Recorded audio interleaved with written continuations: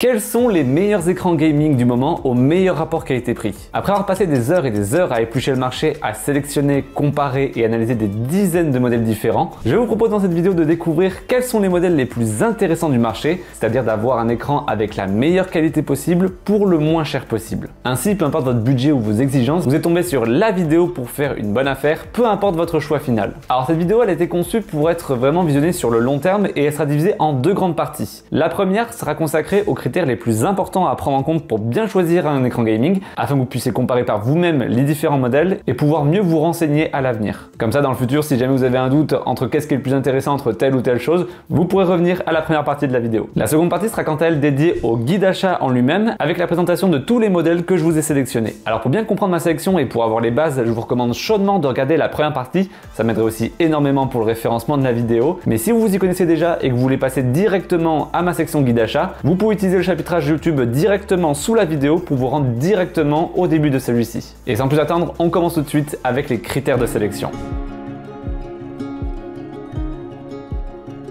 La première chose à définir avant de se plonger dans les détails techniques, c'est avant tout de bien choisir la taille de l'écran ainsi que la définition. Alors il existe plein de tailles différentes, mais il en existe trois grandes, le 24, 27 et 32 pouces. Et pour la définition, on en a aussi trois principales, le 1080p, aussi appelé Full HD, le 1440p, aussi appelé QHD ou 2K, et enfin le 2160p, la fameuse 4K. Et si je mets taille d'écran et définition ensemble, c'est parce qu'ils sont très liés l'un à l'autre. La définition, pour faire simple, ça détermine le nombre de pixels dont est composé votre écran. Ainsi, plus vous aurez de pixels sur votre dalle et plus l'image affichée sera détaillée et fine. Cependant, la taille d'écran va aussi jouer un rôle dans la finesse de l'image, car plus votre écran sera grand et plus vous devrez augmenter le nombre de pixels pour pouvoir garder une image propre et lisible. Si vous prenez par exemple du 1080p sur un écran de 32 pouces, vous allez voir les pixels à l'œil nu pendant votre utilisation tous les jours, ce qui rend l'image particulièrement moche et même fatigant pour les yeux. Donc la règle de base, si vous prenez un écran de 24 pouces, vous pouvez choisir soit du Full HD, soit du 1440p.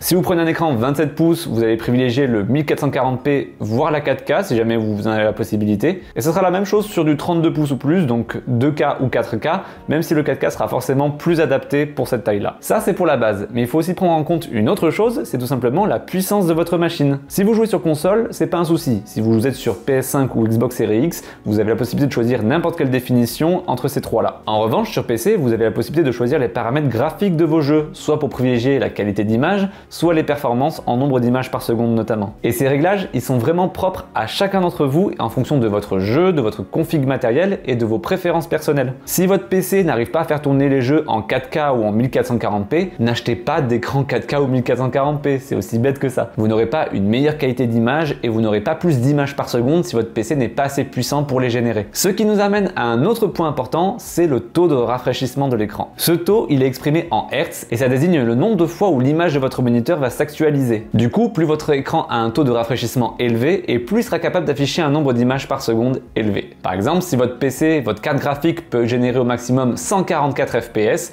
à une définition donnée, il faudra donc un écran minimum 144 Hz pour pouvoir en profiter pleinement. Quatrièmement, on a un autre paramètre en compte qui est très important, c'est le type de dalle. Comme on l'a vu dans la vidéo sur les télévisions, on a une tonne de termes pour définir les types d'écran. TN, VA, IPS, Fast IPS, Black IPS, QLED, QD-OLED, bla bla bla bla. Je vais pas rentrer dans les détails de chacun de ces termes parce qu'on est ici pour vulgariser au maximum, mais il faut tout de même retenir les 4 grands types de dalles qui existent. On a tout d'abord les dalles TN. Point positif, la réactivité qui est toujours excellente, c'est-à-dire que tout ce que vous ferez au clavier, à la souris sera retranscrit quasiment instantanément à l'écran, et ça c'est vraiment le top pour les gens qui font du compétitif très hardcore. Et l'autre point positif, c'est le prix, qui est souvent bien moins élevé que le reste, à performance et définition équivalentes. Et en point négatif, tout le reste. Vraiment, à part si vous ne jouez que à des jeux compétitifs, que vous utilisez votre écran pour pratiquement rien d'autre, ça n'a vraiment pas d'intérêt d'aller sur un écran TN de nos jours. Les couleurs sont délavées, les contrastes très faibles, l'image se détériore complètement dès que vous n'êtes pas pile dans l'axe de celui-ci. Bref, pour le grand public, ça n'a aucun intérêt à mes yeux, donc si vous voyez TN affiché sur la fiche d'un produit, vous oubliez. Ensuite, on a les dalles VA. On progresse largement sur tout ce que j'ai cité juste avant et on a en argument majeur les contrastes qui sont vraiment très intéressants. Seules les dalles OLED font mieux, mais ça on en reparlera juste après. Le point négatif, ce sont les couleurs qui certes sont bien meilleures que sur les dalles TN, mais qui sont tout de même en retrait par rapport aux autres types de dalles. Ça n'empêche pas de regarder des films ou des séries, mais pour qui est un gros consommateur de ce genre de contenu, c'est pas le type d'écran idéal. L'autre point négatif, ça va être aussi la réactivité qui va être un peu en retrait par rapport au TN et par rapport à tous les autres types de dalles.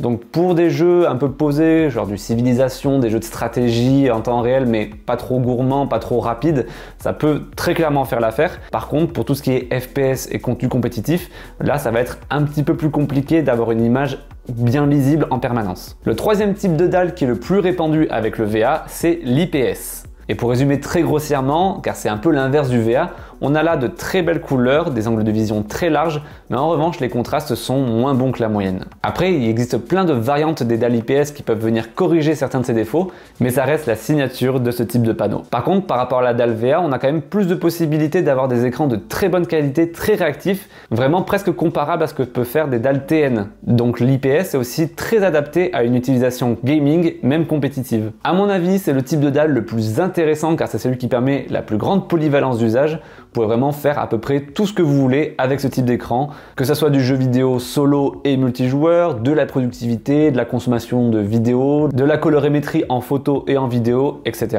Enfin, le dernier type de dalle, c'est le sacro-saint OLED. Avec eux, c'est tout simple, ce sont tout simplement les meilleurs écrans que vous pourrez trouver. On a les couleurs les plus intenses qui peuvent exister, des contrastes infinis avec des noirs complètement noirs, des angles de vision parfaits, des temps de réponse comparables aux dalles TN, c'est juste le top du top. Le seul gros point vraiment négatif, c'est évidemment le prix. À définition et à taux de rafraîchissement équivalent, on est sur des prix 2 voire 3 fois plus élevés qu'un écran VA ou IPS. Et l'autre point noir, c'est le phénomène de burn-in, c'est-à-dire un espèce de marquage qui peut être présent sur l'écran si jamais vous affichez régulièrement un contenu qui est fixe, c'est-à-dire par exemple un logo, une interface de jeu vidéo, des choses comme ça. Alors il y a de plus en plus de moyens et de technologies qui sont mis en place pour préserver ces écrans-là de ce genre de phénomène, et du coup ça rend ce genre de produit particulièrement fragile pour le prix qu'on met dedans. Du coup, si on veut le meilleur rapport qualité-prix, on va surtout trouver ça dans les dalles VA, mais surtout IPS, mais je vous proposerai tout de même une référence intéressante en 1440p OLED dans le guide d'achat pour ceux qui ont un plus gros budget. Enfin, le dernier critère très important, notamment pour le jeu compétitif, c'est le temps de réponse et l'input lag. L'input lag, c'est le temps que met l'écran à retranscrire une action que vous réalisez sur votre PC, comme bouger la souris, cliquer, taper sur une touche, etc. Et le temps de réponse, c'est grosso modo la vitesse à laquelle un pixel change de couleur, ce qui permet d'avoir une image la plus nette possible, notamment lorsque vous réalisez des mouvements rapides dans vos jeux vidéo compétitifs. Ainsi, un bon input lag, ça sera inférieur à 15-10 millisecondes tout en étant le plus faible possible. Et le temps de réponse, souvent annoncé de grille à grille, doit être au moins inférieur à 5 millisecondes, mais on va viser idéalement 1 milliseconde ou moins. Donc je récapitule, les 5 critères les plus importants dans votre choix vont être la taille de l'écran, 24, 27 ou 32 pouces ou plus, la définition, 1080p, 1440p ou 4K, le taux de rafraîchissement, plus vous avez de Hertz et plus vous pourrez potentiellement afficher d'images par seconde, le type de dalle parmi les 4 grandes familles, TN, on oublie, VA, IPS ou OLED, et le temps de réponse et l'input lag qui doivent être le plus faible possible. Ça, c'est pour les plus grands critères pour cibler vos besoins et éliminer déjà le plus de modèles possible. Mais pour choisir le modèle le plus adapté, il faut évidemment aller un peu plus loin. Je vais pas rentrer dans les détails des valeurs techniques et des tests en laboratoire, pour ça j'ai fait tout le travail pour vous concocter ma sélection. Mais au-delà de ces critères essentiels, je vous donne pêle-mêle quelques petits points importants à prendre en compte. Tout d'abord, vérifiez la compatibilité de l'écran avec des technologies comme le FreeSync ou le G-Sync, voire idéalement les deux. Ce sont des fonctionnalités qui permettent de synchroniser la fréquence d'affichage de votre écran avec ce que la carte graphique vous envoie en temps réel, ce qui vous permet de réduire, voire de supprimer totalement les saccades et le phénomène de tearing, c'est-à-dire cet effet de déchirement de l'image lorsque deux images sont affichées simultanément. Un autre point qui peut être important, surtout si vous jouez souvent dans une pièce lumineuse, c'est la luminosité maximale et la réflectance, c'est-à-dire à quel point l'écran subit les reflets. C'est bien beau d'avoir une belle image, mais si vous jouez en journée et que vous comptez pas spécialement vous enfermer pour être dans des bonnes conditions, il faudra un écran qui est capable de monter suffisamment haut en luminosité tout en atténuant au maximum les reflets. Après, ce point il n'est pas forcément intéressant pour tout le monde car beaucoup d'entre nous n'hésitent pas à tirer les rideaux ou fermer les volets pour se mettre dans les bonnes conditions de jeu. Donc dans ce cas-là, la luminosité max sera pas vraiment un problème, au pire ça rendra juste votre image un peu moins intense. En parlant d'intensité, il y a justement un critère qui est lié au précédent, c'est de se poser la question, est-ce qu'on prend un écran HDR ou pas? Le HDR, c'est une technique d'affichage qui permet d'afficher beaucoup plus de détails et de précision dans l'image et les couleurs, notamment dans les zones très sombres et très claires de votre scène. Ça va être important surtout si vous cherchez la meilleure qualité d'image possible, donc si vous jouez à des jeux solo contemplatifs où on cherche la meilleure immersion possible, ou si vous regardez souvent des films ou des séries. Par contre, sur du gaming multi ou compétitif, ça a assez peu d'intérêt car cette option peut même vous bouffer un petit peu de ressources sur votre PC. Donc c'est à vous de voir en fonction de vos exigences, de vos habitudes, mais surtout de vos besoins. Dans la même veine des critères un peu subjectifs, écran incurvé ou pas? Pour ça, je parle par expérience parce que mon écran principal est incurvé justement, et honnêtement, ça change pas grand chose. Oui, c'est un peu plus joli, ça casse un peu certains reflets de lumière dans certains cas bien précis, ça donne un peu ce sentiment d'immersion, mais en vrai c'est loin d'être indispensable. Ça prend plus de place sur un bureau, si vous voulez rajouter un deuxième écran, il vaut mieux qu'il soit incurvé aussi, car c'est vraiment bizarre d'avoir un plat et un courbé, et c'est très personnel, mais j'ai toujours l'impression que l'image est un peu tordue dans ma vision périphérique. Donc honnêtement, si je devais changer de main, je pense que je repasserais sur un écran plat, mais si vous n'avez jamais essayé, ça peut valoir le coup de se faire son propre avis. Et enfin, le dernier point qui lui est particulièrement important, mais assez sous-coté selon moi, c'est l'ergonomie de l'écran. Est-ce que vous allez l'utiliser sur son pied d'origine? Sinon, il va falloir prévoir un support comme un bras amovible, ce qui pose tout un tas de questions au niveau montage et logistique. Et si oui, est-ce qu'il est possible de le régler en hauteur, en inclinaison? Est-ce qu'on peut le basculer en mode portrait? Tout ça, ça va dépendre beaucoup de la configuration de votre setup et de vos besoins. Donc je vais pas éliminer les modèles qui ont peu ou pas d'ergonomie, mais c'est un point très important à vérifier par vous-même pour savoir si un modèle correspond bien à vos usages. Et jusque là, je parle juste d'ajustement de l'écran, mais l'ergonomie pour moi, ça passe aussi par la façon de régler l'écran. Est-ce que ce sont des touches individuelles, un joystick, voire une télécommande? La connectivité avec le nombre de ports HDMI, DisplayPort, mais aussi éventuellement de l'USB-C et à quelle puissance pour pouvoir le connecter à un ordinateur portable tout en le rechargeant avec un seul câble. C'est plein de petits détails comme ça qui peuvent jouer dans votre décision d'achat. Ça ne doit pas vous détourner des 5 critères principaux que l'on a vus en début de vidéo, mais ce sont des petits plus qui vont venir faciliter votre utilisation du quotidien en éliminant des petites frictions qui rendront votre écran plus modulable et surtout plus agréable à utiliser. Voilà, on a fait le tour des critères les plus importants à prendre en compte. On va donc pouvoir passer à ce que vous vous attendiez tous, le guide achat. Je le rappelle, cette sélection elle est garantie 100% indépendante des marques constructeurs comme tous les guides achats de la chaîne pour vous garantir un avis totalement honnête et non biaisé. Alors sans plus tarder, on passe à la sélection présentée par Définition Croissante. On commence tout doucement si vous avez un petit budget mais que vous souhaitez tout de même un écran plutôt bien garni avec le BenQ Mobius EX240N. Pour la fiche technique et balayer les critères les plus importants que j'ai présentés juste avant, on a un écran de 24 pouces de diagonale, une définition 1080p Full HD, on a aussi une dalle VA, donc on a surtout des bons contrastes, et un taux de rafraîchissement de 165 Hz. Le tout à un tarif très abordable et intéressant de 130 € environ à l'heure où j'écris ces lignes. Ce prix il est intéressant déjà parce que habituellement à ce tarif, on a assez rarement un tel taux de rafraîchissement tout en ayant une dalle VA. La plupart des concurrents seront soit sur des dalles TN, soit sur des taux de rafraîchissement ne dépassant pas les 100 ou 120 Hz tout au mieux.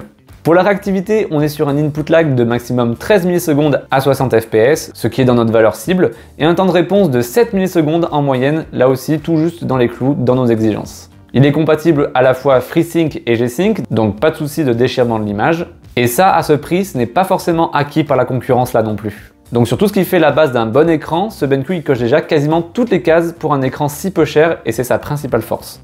Mais bien sûr, il y a forcément quelques lacunes, sinon il ne serait pas vendu à ce prix-là. Déjà, sur la fidélité des couleurs, on est sur une dalle VA, donc on ne peut pas faire des miracles. De plus, en sortie de boîte, l'écran est assez mal calibré par défaut, donc il faudra faire pas mal de réglages pour vous approcher d'une colorimétrie correcte. Un autre inconvénient qui peut gêner certaines personnes, c'est la luminosité maximale qui ne dépasse pas les 250 nits, quand on attend au moins du 350 pour une utilisation confortable dans une pièce lumineuse. Mais si votre bureau n'est pas directement face à une grosse source de lumière, vous ne devrez pas avoir trop de soucis non plus. Aussi, à ce prix-là, vous pouvez oublier le HDR, la connectique elle est limitée à l'essentiel avec un port HDMI 2.0, un DisplayPort 1.2 et un port jack. Et c'est la même chose pour l'ergonomie, limitée au réglage de l'inclinaison uniquement, donc on n'a même pas le réglage de la hauteur de l'écran. Néanmoins, ce produit il a deux petits plus appréciables selon moi. Déjà la présence de haut-parleurs intégrés à l'écran, qui sont très corrects et qui rendent possible l'utilisation sans casque ou système audio, et le petit passe-câble situé derrière le pied pour faire des branchements propres. Ça a l'air de rien comme ça, mais c'est deux petites attentions que l'on trouve assez rarement à ce tarif. Ainsi, ce BenQ Mobius EX240N, il n'a pas pour vocation à être un outil extrêmement polyvalent dans les usages. Il est fait avant tout pour le gaming, grâce à sa fiche technique assez musclée pour un écran à moins de 130 €. Mais si vous avez un tout petit peu d'exigence ou que vous avez des usages autres que le gaming compétitif, le manque d'options et de fonctionnalités va assez vite vous limiter dans son utilisation. Néanmoins, ça reste le meilleur choix si vous recherchez de la performance brute à pas cher.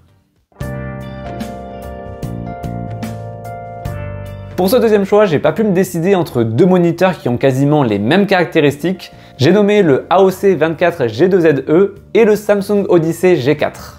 Dans les deux cas, on a un écran de 24 pouces 1080p, en dalle IPS cette fois-ci, avec un taux de rafraîchissement de 240 Hz.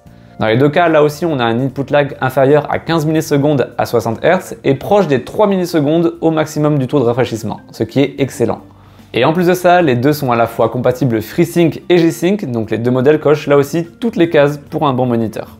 Sur le reste des caractéristiques, on est sur des choses très similaires là encore. Une luminosité maximale d'environ 375 nits, on a une bonne fidélité des couleurs une fois l'écran calibré grâce à leur dalle IPS, et on a une excellente ergonomie sur les deux modèles, car la position de l'écran peut se régler en hauteur, en inclinaison et en pivot, et peuvent même se positionner en format portrait, pratique si vous avez un usage bureautique en double écran.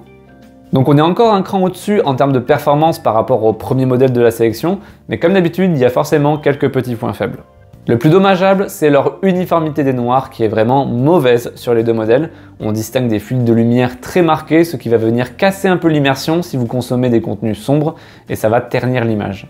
Un autre point faible, c'est le HDR. S'il est totalement absent sur le modèle de AOC, le Samsung fait un peu mieux car il est bien compatible HDR10, mais le gère plutôt mal et ça n'apporte pas une énorme différence par rapport au contenu classique, du fait du faible contraste et de la mauvaise uniformité des noirs.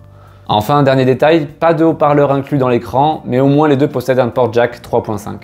Donc comme vous le voyez, les deux modèles se ressemblent énormément sur la partie technique. Seule la présence du HDR sur le Samsung le rend un poil plus intéressant sur le papier, mais comme on a vu, la différence est vraiment pas flagrante. Donc mis à part si le design de l'un ou l'autre vous attire plus, le critère principal, ça sera au final le prix. Là encore, les deux modèles se négocient habituellement autour des 200 €, mais au moment où j'ai écrit ces lignes, le Samsung Odyssey G4 il était en promotion à 149 € pendant Black Friday. À ce prix-là, c'est vraiment une affaire en or, même à 200 € ça reste très intéressant, donc vraiment checkez les prix des deux modèles et prenez le moins cher des deux tout simplement.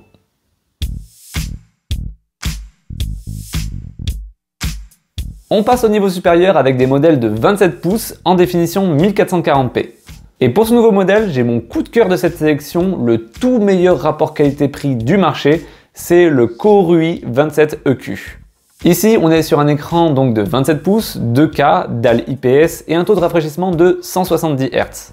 J'ai pas trouvé de test concret et précis pour les mesures de réactivité, mais en tout cas, il est annoncé avec un temps de réponse de 1 milliseconde, compatible Adaptive Sync, donc qui peut être utilisé avec n'importe quelle carte graphique. Et la principale force de ce produit, c'est d'abord son prix. Seulement 199 € à l'heure où j'ai écrit ces lignes, donc c'est-à-dire que pour le même prix que les deux modèles précédents, vous avez une plus grande taille, une meilleure définition, tout en ayant un taux de rafraîchissement très intéressant. Et en fait, ce qu'il faut retenir sur ce modèle, c'est que cet écran, c'est la définition même du raisonnable, car il n'y a vraiment rien de superflu. Construction en plastique rigide, connectique limitée à l'essentiel avec un DisplayPort 2 HDMI et une prise jack, pas de lumière RGB partout, packaging basique, et toutes ces petites économies, elles servent à la fois à proposer un écran pas cher, mais aussi à concentrer les efforts sur la dalle en elle-même. Sa luminosité atteint quasiment les 500 nits, ce qui est vraiment ultra lumineux pour un modèle si abordable. La colorimétrie est aussi très bonne pour un tel prix avec une couverture de 100% du spectre RGB et une ergonomie totale avec des ajustements possibles dans toutes les directions, y compris la mise en mode portrait. En revanche, ce qui est un peu dommage, c'est le HDR qui est seulement de la norme HDR 400, qui est vraiment l'entrée de gamme de cette technologie d'affichage, mais les concurrents ne font pas vraiment mieux. Ça n'empêche pas d'avoir une très bonne qualité d'affichage au global, mais ce n'est pas le moniteur qui vous offrira l'image la plus profonde. Et en même temps, je rappelle qu'on est sur un produit à seulement 199 €. Donc mis à part si vous avez des besoins spécifiques, par exemple si vous avez besoin d'une connectique plus fournie avec un hub USB par exemple, que vous voulez un plus gros taux de rafraîchissement ou que vous voulez avoir une utilisation plus créative de votre écran, avec de la colorimétrie en retouche photo ou vidéo par exemple, et je suis convaincu que ce moniteur, mis à part ces cas-là, il peut convenir à vraiment beaucoup de monde qui a besoin d'un modèle simple mais qui fait tout bien. Pour moi, c'est le rapport qualité-prix numéro 1 de ce classement.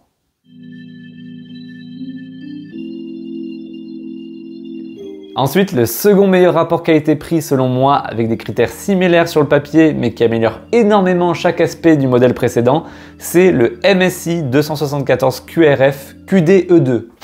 C'était long. On est à nouveau sur un écran 27 pouces 1440p, 180 Hz, mais le changement c'est qu'on est surtout sur une dalle Fast IPS, qui est une évolution de la dalle IPS classique, censée offrir la même fidélité des couleurs tout en ayant une réactivité bien meilleure, proche de ce que peuvent proposer les dalles TN, ce qui est un peu le meilleur des deux mondes.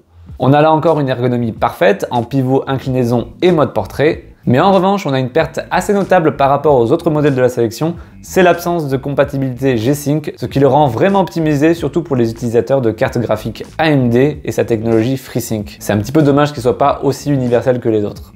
Et pour le reste, on a vraiment un écran excellentissime pour ce niveau de prix. Sur les couleurs, on a une couverture quasi parfaite des 3 espaces colorimétriques principaux, ce qui veut dire que vous pouvez tout à fait envisager d'utiliser cet écran si vous faites de la création comme de la photo ou de la vidéo, et par conséquent, il sera très intéressant aussi pour profiter de vos contenus audiovisuels préférés, lui qui supporte aussi le HDR400.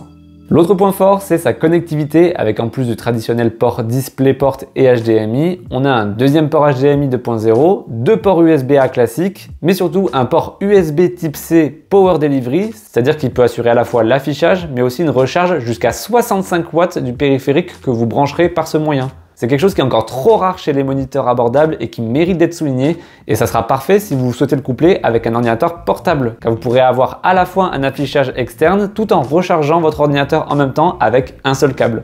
Et ça, c'est un vrai confort au quotidien.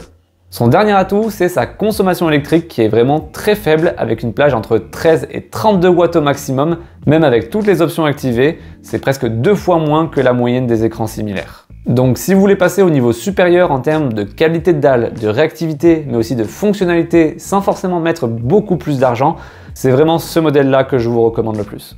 Il est vendu à environ 300 € d'habitude et je l'ai régulièrement vu en promotion. C'est clairement l'un de mes choix personnels préférés de ce guide achat.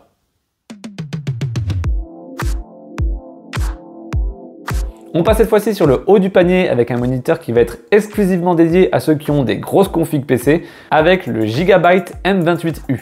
Et là, on est sur un écran de 28 pouces en résolution 4K, donc on a une image ultra nette et précise au vu de la petite taille de la dalle qui est elle aussi en Fast IPS et avec un taux de rafraîchissement de 144 Hz, ce qui nécessite une sacrée puissance de calcul pour faire tourner des jeux avec un tel rafraîchissement tout en étant en 4K. Par contre, avec un tel ratio définition-taille d'écran, même l'interface de votre Windows ou macOS pourront bénéficier de cette finesse d'affichage, ce qui est un énorme confort visuel, même pour des usages simples comme de la bureautique ou de la navigation web. Ce M28U, il est aussi compatible FreeSync et G-Sync pour la synchronisation des images. Par contre, il n'est pas aussi ergonomique que les autres car il ne s'ajuste que en hauteur et inclinaison. Je vous recommanderais donc fortement de partir sur un bras d'écran pour pouvoir l'ajuster parfaitement à vos usages, surtout pour l'utilisation en mode portrait au vu de sa prédisposition pour des usages bureautiques et productivité. Et pour cela, il est compatible avec les fixations VESA 100 par 100. Avec ces caractéristiques, ça en fait un parfait compagnon pour les consoles next-gen car il sera parfaitement compatible avec les jeux en 4K 120 fps. Bon, évidemment, il n'y a quasiment aucun jeu qui fonctionne avec les deux en simultané aujourd'hui, mais au moins vous avez le choix sans forcément d'avoir à changer la résolution dans les menus de la console. D'autant plus que les deux ports HDMI de l'écran sont compatibles HDMI 2.1. Sa luminosité, elle est commune avec un pic à 300 nits sur le contenu classique, mais elle monte à près de 500 nits en mode HDR, ce qui permet de profiter d'un vrai boost de qualité d'image dans ce mode-là. Et là encore, couplé à la 4K et à la petite taille de l'écran, vous avez vraiment tout ce qu'il faut pour profiter à fond de vos séries, films et vidéos.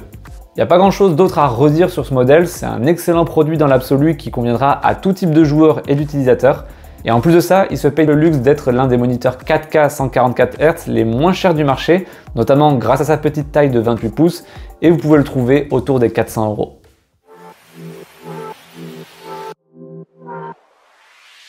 Pour terminer cette sélection, je voulais vous présenter un modèle pour ceux qui cherchent un écran OLED tout en ayant une excellente réactivité sans mettre non plus 1500 € dans leur écran. C'est le LG UltraGear 27GS95 QEB. Comme vous l'avez peut-être deviné, je trouve que le meilleur combo qui va à la plupart des gens, c'est de prendre un écran de 27 pouces en 1440p. C'est ce qui propose le meilleur ratio définition-rapidité sans être abusivement gourmand en performance. Et c'est donc ce qu'on retrouve ici en dalle OLED avec un taux de rafraîchissement de 240 Hz. Ce modèle, c'est la nouvelle version 2024 du tout premier moniteur OLED 240 Hz du marché et il corrige de gros problèmes qu'avait la première version. Tout d'abord avec la luminosité des contenus non HDR qui passe de 175 à 300 nits, mais aussi le temps de réponse désormais quasi instantané, au même niveau que les meilleurs écrans OLED du marché.